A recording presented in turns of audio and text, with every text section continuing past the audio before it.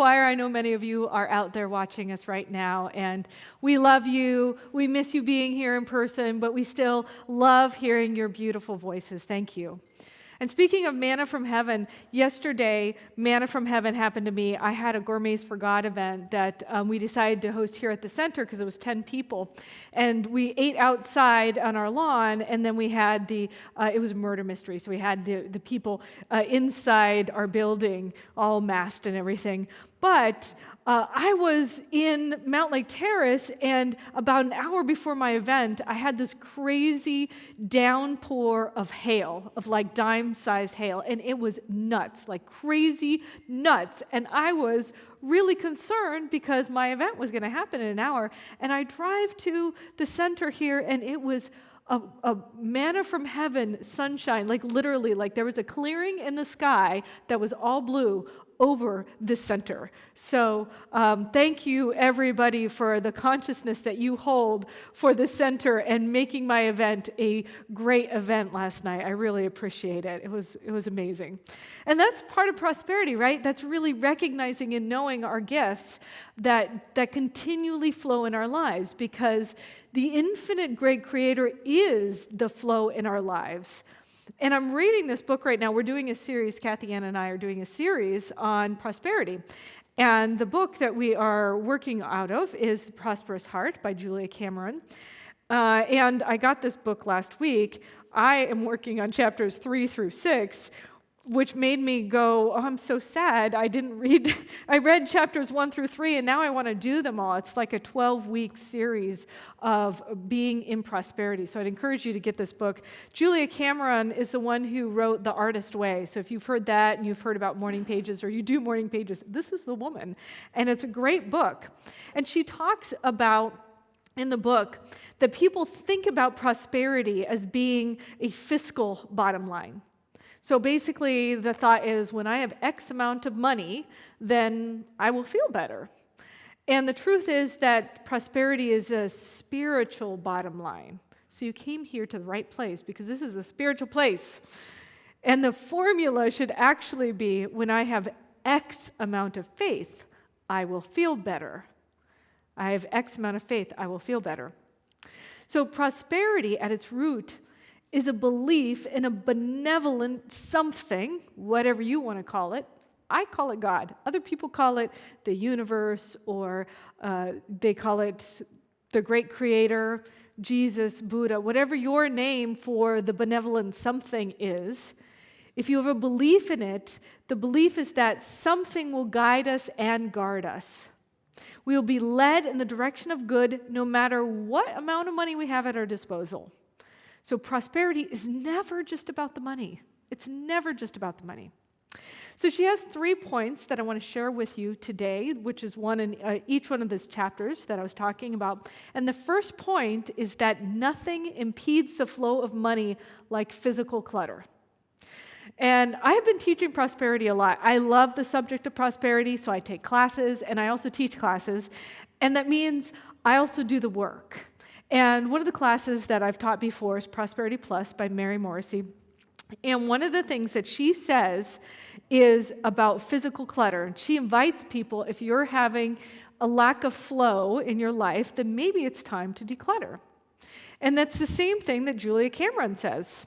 So I want to encourage you to declutter your home this week. I want you to take this on.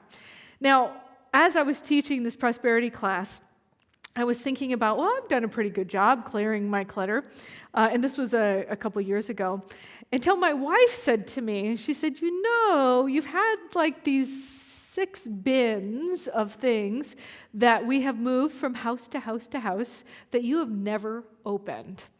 And so I decided to go through them. They were my bins of trophies and awards and papers and report cards from high school.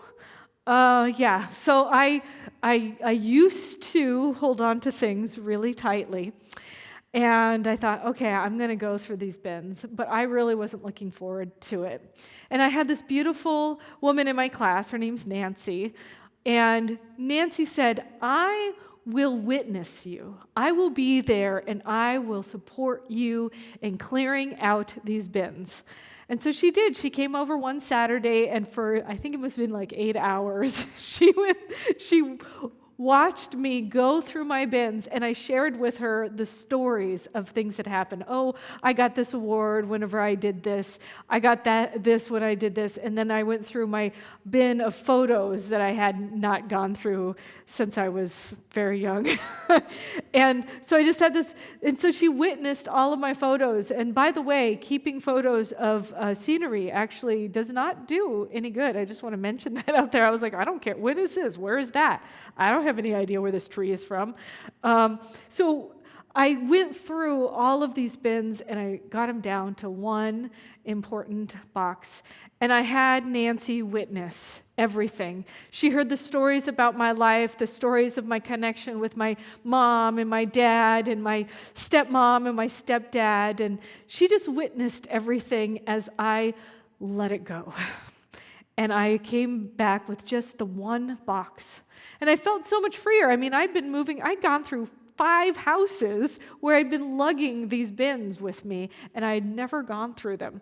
But I was keeping them for I don't know, sentimental values, or when I die, then somebody can see all this stuff, but then they have to clear it out, right?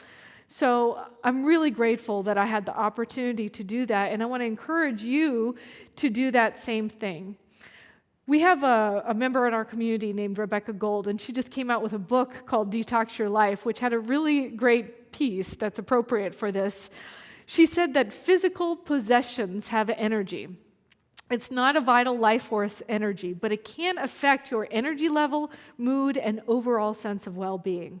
For example, if you have a piece of artwork that someone gave you, and then you had a falling out with that person, maybe it's not best to have that constant reminder of that person on your wall anymore. Maybe it's a good time to clear it out. She also asked a series of questions, which I'm going to ask you here, just to ponder and consider. So do you have things at home that brighten your day, make you feel good? Then keep them. Do you have things at home that make you feel bad? Do you have things at your house that make you feel guilty, or not good enough, or lonely, or resentful? Is there a guitar sitting in the corner of your house gathering dust somewhere? Is there something else that you want to play or do that you feel like you should do, and every time you see it, it just reminds you that you should be doing it, but then you never do it? And so it's just a reminder making you feel bad. Does it make you, or do you have clothing that you want to fit in, but you don't? How long have you been holding on to that clothing? Does it make you feel like you're not in the body that you want to be in? Or does it make you feel like there's something wrong with you? Or do you have jewelry or some other thing from an ex, and seeing it reminds you of something negative or stirs up feeling of heartbreak or failure or loneliness? So just consider those questions as you're going through this week. I really like Marie Kondo. I watched all of her things on Netflix, and what she really, the most important thing that she asks each person that she works with is, does it spark joy? And so literally everything, look at everything in your house and evaluate. She has people literally hold it and feel, does it spark joy within me when I hold this item? And if it doesn't, get rid of it. And so that way, everything that you're surrounded with sparks joy in you and elevates your mood. In the book, Julia Cameron says that clearing clutter is a bold move. Setting to work to tackle one room or even a quarter of a room is where you start, maybe even a drawer. And the way you do it is you set a timer, and you just set a timer for 15 minutes and do 15 minutes at a time. And if you're done in that after that 15 minutes and you don't want to do any more that day, put it down, do 15 minutes the next day. Or maybe you do 15 minutes and you're like, I can keep going. Set a timer for another 15 minutes and then keep going. It's really simple. Just break it down, make it easy, and stay focused on that one thing. Maybe it's just a drawer in your kitchen. You know, everybody has a junk drawer. Everybody does, right? So go ahead and start with something easy that you can just do for 15 minutes. And I also recommend that as you are clearing, you pull out 3 boxes. You get a giveaway box, a trash bin, and a to put away box for things that are not in the right place. So things you want to keep, but they're not in the room that you're working in. And ask yourself these 3 questions also. Do I love it? Do I need it? And does it help me live the life I want to live? Do I love it? Do I need it? And does it help me live the life I want to live? So that's an easy way to evaluate things in your life. And even consider getting rid of something, like if you bring something new into your house, get rid of an equivalent something old. So like if you get a new t-shirt, get rid of another t-shirt. If you get in some new pants, get rid of some more pants. And that you can use that in your life as you're going throughout your life. In The Prosperous Heart, Julia Cameron says, as your physical environment becomes clearer, your mind becomes clearer as well. And she says to prosper is a verb. It's a verb. And it is an action that we can take. So I want you to consider, what can I declutter in my life right now? Also ask, what can I declutter at my job? And perhaps you might want to find a neighbor or somebody to help you declutter, somebody to give you some moral support, ask for help, or maybe you want to give that support to somebody else. I would encourage you to reach out to somebody to get some support, and even an accountability buddy, and say, hey, I want an accountability buddy, and see if somebody else will jump on and get you and be accountable to you, where you can just text each other and say, I'm going to do my 15 minutes today. And then after you do it, the person can say, yay, you did a great job. It's super, super helpful to have an accountability partner. I actually have an accountability group. I have a group of ministers, there's 4 of us, and we have a weekly accountability call on how to be in integrity with things that we commit to in our life. So it's really important. I also wonder if there is something that you can declutter in your community, or maybe we can get rid of some laws that are no longer serving us. It might be time to declutter things that are no longer serving us anymore on every single level, from the personal to the community level. So the second point that we have today is, again, from the book, find community that supports your greatest good. So all of us have an inner circle of family and friends and people we interact with on a regular basis. And as we strive to live a prosperous life, I want to ask you to look at and realize how important the inner circle of players are for you. Are they the right players in your life? Are these the people that you wish to be in contact with, that you love being in contact with, that you enjoy and want to be closer to? And perhaps there might be people in your circle that you communicate with daily or weekly, and you feel drained and upset after each communication. So really evaluate who is feeding your life and your vibrancy, and who is not. So one thing that Julia Cameron says, which I love, is she talks about finding people who are the believing mirrors, the people who believe the best in us and believe that we are worthy and worth it. I think that that's super important, because I love people who are encouraging. I love people who believe in my projects and they know that they're going to come to fruition. I love people that trust that it is God's will for me to be creative, for me to express my genius, for me to live a prosperous life. And so I surround myself with people like that. And I would encourage you to do the same, because it is so important. You know, sometimes I've talked about, you are the average, you might have heard this before, you're the average of the 5 people you have the most in your life.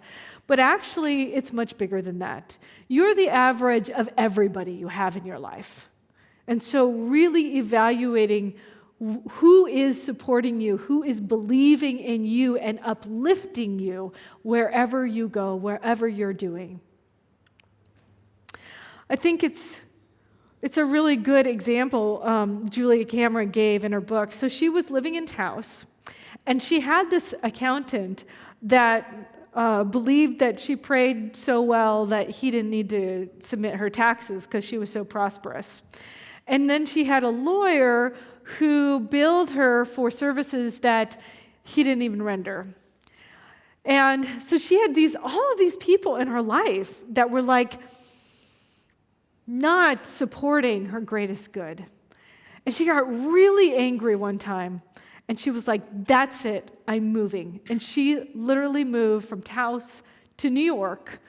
And she decided, I'm done with that. I am done being treated that way.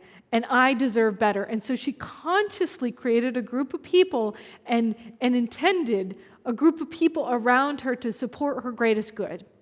And what she did is, well, what I would do, I don't know what she did, but she attracted those people. But what I would do is I would imagine, what would I love? Who would I love? What kind of support would I love? And then I would send a note to the universe or to God by saying, this is what I would love. I would write it down. I would describe the people. And then I would say, okay, it's your job, infinite universe, to find these people. And then it's my job to find those people through the signs and symbols and clues that the universe gives me. And so Julia Cameron had found that group of people, and she had an assistant. Her name was Emmy. And her former assistant and office mates had packed up Julia's office and sent it to New York. And Emmy, Julia's assistant, put a box on Julia's table and said, I just want you to see this. And in the box, it said divorce papers. And so she opened the box, and there were not divorce papers in the box. There was actually a children's book, a stapler, a broken tape recorder, and a couple of coins. And she said, this is the tip of the iceberg. She said, I don't know who you were working with before, but you do not deserve this, and I can guarantee you this will never happen to you again. You do not deserve that. You deserve better than this, and I will make sure that never happens to you again. And she said, all of the boxes are like this. Every single one is labeled incorrectly, and it's just a mishmash of stuff inside of it. And I cannot believe that somebody would do this to you. And so Julia knew that she was in the right place because she was surrounded by people who loved and supported her greatest good. And I think that can happen to all of us if we are open to receiving those kinds of people in our life. And in order to do that, we have to be open to connection. We have to be open to allowing ourselves to have that much good in our lives. We have to be willing to say yes, to receive love, to receive compassion, and to receive all of that good that is coming to us. It is so important. And it's that openness that we get to feel the divine connection and the divine intelligence that allows us to release any barriers or old stories or things that we've told ourselves that we're not enough and we don't deserve it. It's a connection to that one that allows us to open up to our greatest good. What I love that Julia Cameron says is, she says, the prosperous heart has reciprocal relationships. The give and take comes out even. The prosperous heart is generous, and its friends are generous in return. The prosperous heart neither overgives nor undergives. It believes in fair play, and it offers reciprocity. So I have a question for you, an invitation for you. I would love to be in a prosperous heart relationship with you as our community. And I'm wondering, are you in a relationship with us? Like, we're out here reaching out to you, and we would love to have that experience of a two-way street where you reach out to us, you love us up, we love you up, and that's how we work together. I would love to invite you to be in relationship with this community. I would love to have a place where we can rely on you and you can rely on us. And I know many of you out there are members. Many of you out there are members, and I just want to thank you all for being members, because the members who have committed to this center commit to service, they commit to being a financial support, and they commit to always holding the highest good for everybody in the community in their hearts and minds. And so I just want to thank you all. Can you imagine? Did you even know, even if you're here for the first time, you have been blessed by the members and the practitioners in this community, because we pray for everybody who is watching. We pray for your greatest good. We pray for your abundance. And we know and claim and affirm that. And we are here to lift each other up, lift you up, and people are here to lift us up together. And that's what a great relationship is about. It is a place where we support and we uplift each other. And I'm committed to doing that with you. I'm committed to doing that over and over again, because it feels so good. It just feels so darn good to support and uplift everybody that I come in contact with. So if you haven't been doing that, try it out. It's amazing. So the third thing I want to encourage you to look at is being kind.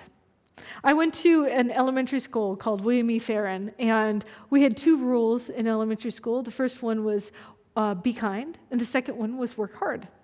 And I got that at a very young age. But I wonder, are you being kind to yourself? Are you being kind to yourself? We're all human. We all make mistakes. We're in a pandemic. There's some stressful things going on. Are you being kind to yourself? Are you allowing yourself to receive kindness? You know, it's interesting, because a lot of people have told me that they're afraid to be kind to themselves because they think that's selfish. Well, that's not selfish at all. Being kind to yourself gives other people an example of how they should treat you. So treat yourself kindly, because you deserve it. And I also want to encourage you to be kind to each other. You see, we're all a part of this divine emanation of God, or source of the universe. It's called life. And every single person has that essence of God energy within them, that they are created by and made up of God stuff. And you might call it life stuff or universe stuff, whatever you call it. Each and every person is made up of that. And some people are connected and some people feel disconnected. But what if we could uplift each other and create more connection with each other? We're not here by accident. We're meant to be in spiritual business with one another. We are here to be kindred spirits. We're here to be colleagues and uplifters. If you're here, then you're a part of that. All of us are a part of it. But we just need to remember and recognize that within each other. Brené Brown says that spirituality is recognizing and celebrating that we're all inextricably connected to each other by a power greater than all of us, and that our connection to that power and to one another is grounded in love and compassion. Mother Teresa said, "If we have no peace, it is because we have forgotten that we belong to each other." So this third point on being kind to each other is super important to me, because Brené Brown talks about this thing happening in Braving the Wilderness. If you've read that, it's so good. She talks about dehumanization. And this is something that I'm noticing is happening because there's an election going on and people are being unkind to each other. And I want to encourage you to not participate in that unkindness. Just listen to this process. Michelle Maes, who's the chair of the philosophy in Emmanuel College, defines dehumanization as the physical process of demonizing the enemy, making them seem less than human and not worthy of human treatment. And how could people do that? Well, she says that most of us, most human beings that are alive, they believe that people's basic human rights should not be violated. The majority of people believe this at their core. Crimes like murder, rape, and torture are absolutely wrong. But successful dehumanizing creates moral exclusion. So groups are targeted based on their identity. So their gender, their ideology, their skin color, their ethnicity, their religion. And they're depicted as less than or even criminal or evil.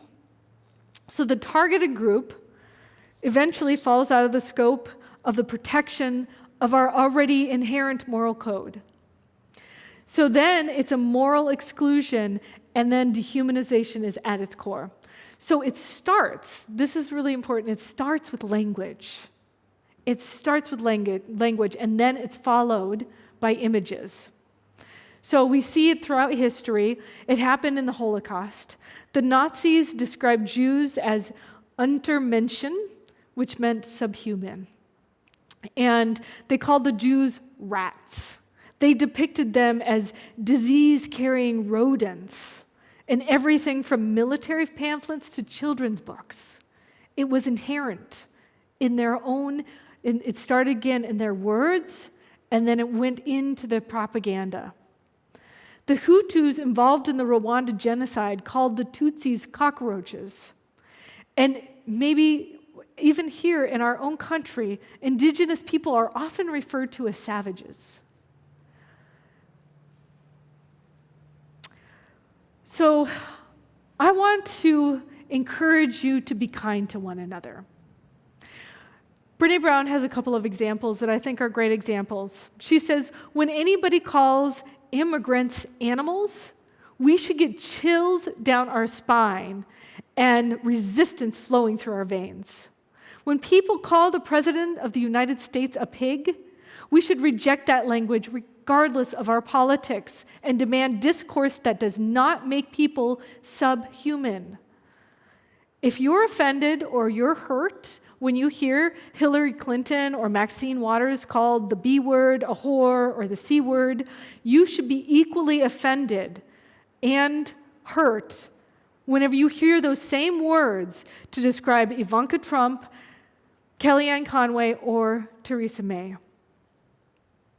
When we hear of people described of as animals or aliens, we should immediately wonder, is this an attempt to reduce someone's humanity so that we can get away with hurting them or denying them their basic human rights? There is a line, and the line is etched from dignity. And so I want you to be the examples of possibility for other people. Be the dignified human beings that are kind to one another, because we need it right now. We need you to be that stand for good in the world. I think that this is one of the most important things that we can think of right now. So if you are participating, if you've posted something online that is dehumanizing in any way, please take it down. Spread the note of love, of support, of good. Be a stand for love. Be a stand for kindness. Be a stand for basic human decency and humanity. Those are 3 things that you can do to create prosperity in your own life and in the life of this community and in the life of the world. So again, these are the 3 points. Number 1, take your clutter away. Get rid of your clutter. Nothing impedes the flow of money like physical clutter. Number 2, find a community that uplifts and supports your greatest good. If you need support right now, recognize and know that we have support groups on our webpage. You can find out when people are meeting, what time they're meeting, and you can connect in with a support group right here and right now. And the third thing is be kind. Take a stand for dignity. Take a stand for love. And if we do this together, I know that we are creating a prosperous life for ourselves and for each other, which we all deserve, and I claim that we're all having it now, right now. And so I'm going to go into prayer and affirm this for all of us, knowing that I am here receiving manna from heaven, that truly the goodness of the infinite God, of the infinite Spirit is mine to receive, is my communities to receive, is my countries to receive, is my world to receive. I know that there is no limit in God. There is no limit of abundance in the universe, that there is an abundance of good and love and joy and grace. And so I claim it right now for myself, and I claim it for everybody who is watching.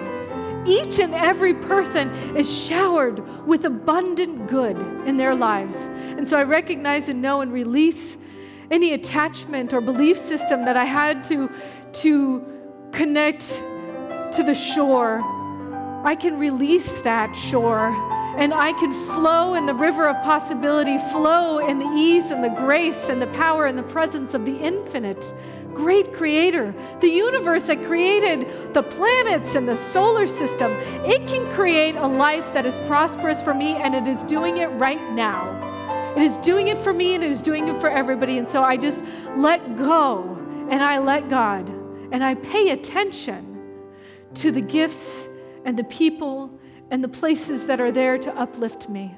And I return that in kind, multiplied abundantly, easily, effortlessly, and often. And I know and claim that each and every one of us is now a part of the magical upliftment of this humanity, that we are here to thrive together, that no matter our outside circumstances, that inside I know the truth, and I declare the truth right here and right now, that this is a thriving life. This is a thriving community.